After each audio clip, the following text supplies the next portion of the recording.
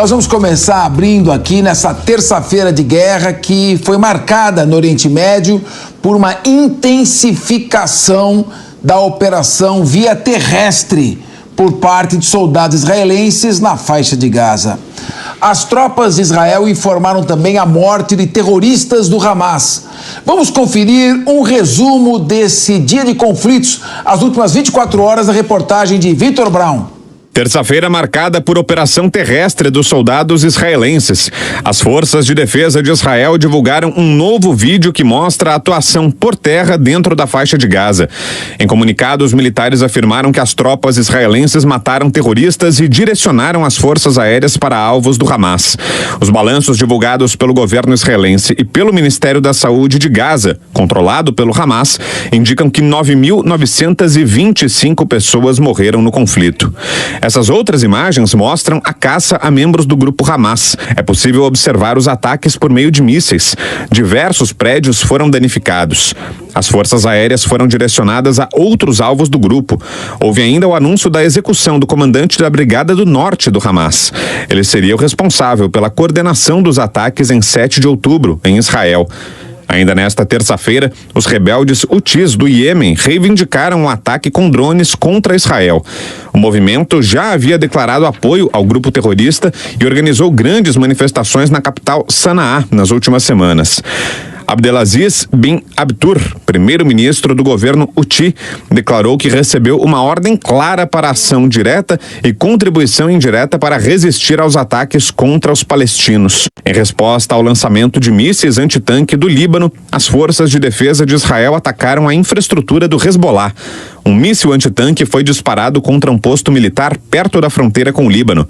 Além disso, morteiros lançados do Líbano em direção ao território israelense caíram em áreas abertas em Tel Hai, no norte de Israel. Em resposta, as forças israelenses atacaram a infraestrutura do Hezbollah no Líbano e responderam às fontes do incêndio.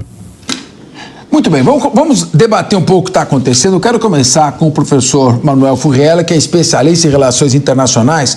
Professor, nós sabemos que o Iêmen, que fica ali ao sul da Arábia Saudita, é palco de uma guerra por procuração entre a Arábia Saudita e o Irã. Estão destruindo o país e se transformando num palco de operações de guerra. A parte que está determinando o ataque é a parte controlada pelo Irã. Esse ataque do Iêmen por parte desses Houthis e também o ataque do Hezbollah com a destruição de bases está significando uma possível entrada mais forte do Irã nessa guerra? Até que ponto essa guerra vai continuar uma guerra por procuração e não vai ter um ataque dos Estados Unidos e de Israel diretamente contra o Irã? O risco de uma guerra regional.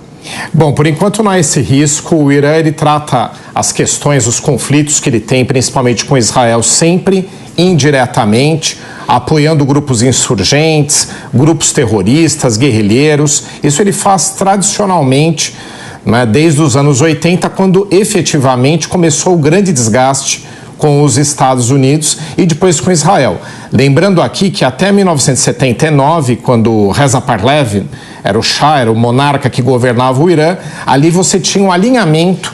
O Irã era um dos únicos grandes aliados, veja só, de Israel. Desde lá vieram os ayatolás, o Khomeini, todo mundo já ouviu falar, que assumiram o poder e mudaram completamente a forma, né, de trabalhar ou de governar o país persa, o Irã. A partir dali você começou o desgaste.